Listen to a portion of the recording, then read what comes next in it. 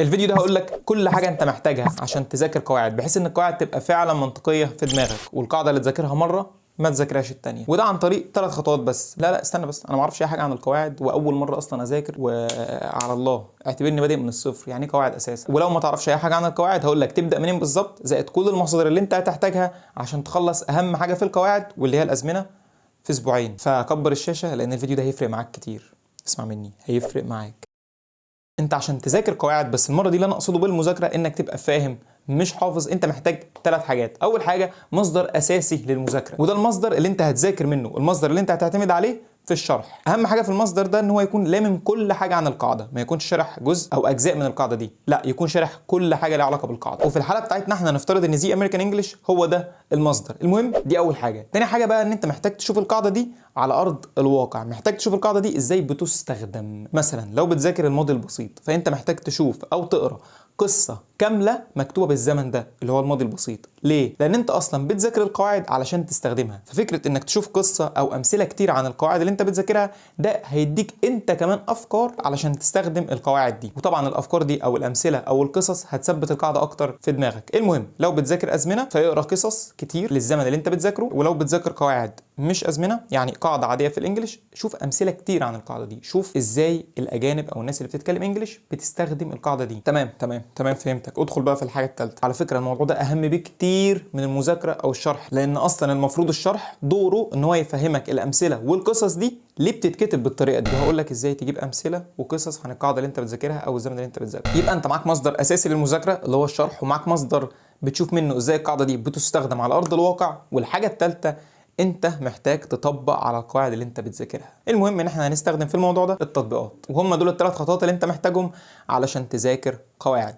تذاكر القاعده، تشوف القاعده دي ازاي بتستخدم، تستخدم انت بقى القاعده دي. انت ممكن تكون بتعمل حاجه من ال3 او حاجتين، بس ال3 مع بعض حاجه تاني خالص. لان انا شايف من تجربتي في المذاكره ان انت لازم تذاكر القواعد بال3 حاجات دول مع بعض، بحيث ان انت بتخلق بيئه مشابهه لو انت قاعد بره او عايش بره. فانت لو انت عايش بره مثلا بتبقى بتتكلم بالقواعد دي وبتسمعها، بتتفاعل مع القواعد، مش ان القواعد مجرد ان انت حاجه بتذاكرها او حاجه على الورق او حاجه معادلات مش مفهومه. فده اللي احنا بنحاول نعمله واحنا بنذاكر، بنحاول نعمل محاكاه للموضوع ده، بحيث ان احنا بنشوف القاعده دي ازاي بتستخدم وبنحاول نستخدمها، وفي نفس الوقت الشرح بيكون حاجه بتشرح لنا القاعده دي، بتسهل علينا فهم القاعده دي. المهم ان ال3 خطوات دول هيفرقوا معاك كتير في مذاكرتك، وخصوصا فكره انك تشوف القاعده دي ازاي بتستخدم. الموضوع ده هو الدواء. لو انت عندك مشكله في مذاكره القواعد او في فهمها، الموضوع ده هو الدواء. لو انت بتتعلم مونتاج، فوتوشوب، برمجه او اي حاجه من الحاجات دي، فالتغذيه البصريه في الموضوع ده هي اهم حاجه. لازم تشوف فيديوهات كتير، لازم تغذي عينك باستمرار بافكار للمونتاج، ولما تيجي بقى تمنتج الفيديو بتاعك هتلاقي نفسك من غير ما تاخد بالك بتستخدم الافكار اللي انت شفتها في الفيديوهات التغذيه البصريه. فنفس الكلام بالظبط بالنسبه للانجليش. اسمع انجليش كتير، اقرا كتير، ولو بتذاكر قواعد شوف امثله، اقرا قصص. التغذيه البصريه دي هتفرق معاك كتير، هتوفر عليك شوط كبير في مذاكرتك. بس عشان ما نطلعش بره الموضوع، تعالى بقول لك ازاي تستخدم ال3 خطوات دول مع بعض بطريقه سلسه. انا عايز افهم دلوقتي، يعني انا هعمل كل الكلام ده عشان اذاكر قاعده واحده؟ ها ولا ايه يا ابني؟ انا عايزك تركز معايا. انت القاعده اللي انت هتذاكرها مره واحده مش هتذاكرها الثانيه، لان جيس وات هتبقى فهمتها مفاجاه، مش كده؟ تاني، احنا هدفنا ان احنا كل قاعده بنذاكرها نعرف امتى وازاي نستخدم القاعده دي. هو ده الهدف، ان احنا نعرف امتى وازاي نستخدم القاعده دي. اول حاجه بالنسبه للمصدر اللي انت هتذاكر منه او مصدر الشرح، فده هنفترض ان هو زي امريكان انجلش. ليه؟ لان مفيش غيره، مفيش غيره يا ابني. والمصدر الثاني حاجتين. اول حاجه قناه على اليوتيوب اسمها ايزي انجلش، ودي اتكلمت عنها كتير لانها شرح القواعد والكلمات عن طريق القصص، واحلى حاجه في القناه دي انها بتشغل معاك مهاره الاستماع بجانب مذاكرتك الاساسيه. المهم ادخل على القناه دي هتلاقي قصص لايا كان الحاجه اللي انت عايزها، سواء بقى قاعده، كلمات، حروف جر، ايا كان. تاني حاجه ممكن تجيب من عليها امثله او قصص، جوجل هتلاقي حاجات كتير، مقالات، صور، فيديوهات. بص انا هوريك مثال على اللي انا بقول لك عليه، فكره القصص. Last year I went to Russia with my friends. We went by airplane and stayed for 5 days. It was very cold because it was in winter. We played and danced in the snow. I wore a green overcoat and a pair of boots. We had a good food in the restaurant. We had so much fun. I love my holiday. فتخيل بقى تقرا 5 أو 6 قصص عن كل زمن انت بتذاكره بجانب الشرح مع التطبيق. بوم، قاعده اتمسمرت في دماغك. والحاجه الثالثه طبعا انك تحل على القاعده اللي انت بتذاكرها.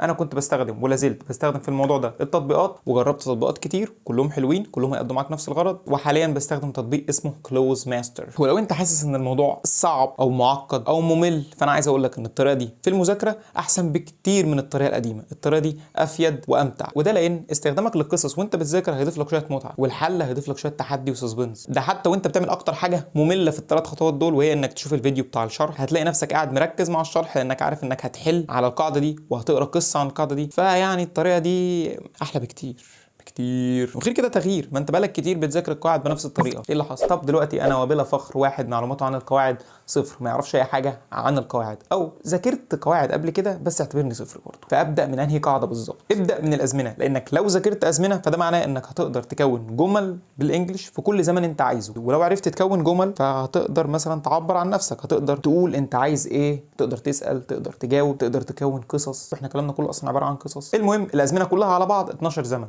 متقسمين ماضي حاضر مستقبل. جوه كل زمن من دول 4 ازمنه كمان: simple past، past continuous، past perfect، past perfect continuous. ما تشغلش نفسك بالمسميات دي خالص، اصلا الازمنه دي سهله وتافهه، وانت بنفسك لما تذاكرها هتعرف الكلام ده. فامسك زمن زمن ذاكره بنفس الطريقه اللي احنا اتكلمنا عنها فوق، واسال نفسك وانت بتذاكر الزمن ده امتى وازاي تستخدم الزمن ده، امتى وازاي، ودور على اجابه السؤال ده امتى وازاي في الثلاث خطوات بتوع المذاكره، سواء شرح القصه او انت بتحل. ممكن تذاكر الازمنه دي مع زي امريكان انجلش كمصدر اساسي للمذاكره، وبعد بقى ما تخلص مذاكره 4 ازمنه اللي هم مثلا ال4 ازمنه بتوع الماضي او ال4 ازمنه بتوع الحاضر او ال4 ازمنه بتوع المستقبل. المهم هتلاقي الباشمهندس احمد ابو زيد دروس اونلاين عامل فيديو لكل 4 من دول، ملخص فيهم بقى كل 4 من دول، فممكن بقى تشوف الفيديو ده كنوع من انواع المراجعه ليك لل4 ازمنه. ذاكر الازمنه، اقرا قصص عنهم، حل عليهم، وبعد ما تخلص مذاكره كل زمن قارنه باللي قبله. ده بالنسبه للازمنه اللي هم اصلا يخلصوا في اسبوعين. وطبعا في حاجات تانية في القواعد وبرضه مش صعبه، بس انت ابدا بالازمنه لان الازمنه هي الاهم. وانت بتذاكر ازمنه هتلاقي نفسك ابتديت تجمع معلومات وافكار، وهتلاقي نفسك ابتديت تلقط في باقي القواعد. ولو انت بتذاكر الازمنه في اي حاجه وقفت قدامك ليها علاقه بالقواعد، اي قاعده تانية غير الازمنه، ممكن تروح تذاكرها وبعد كده ترجع تاني للازمنه. فانت خلي هدفك في القواعد انك تخلص الازمنه، ما تشتتش نفسك، خلص الازمنه الاول. اخيرا، ليه احنا مش بنحب القواعد؟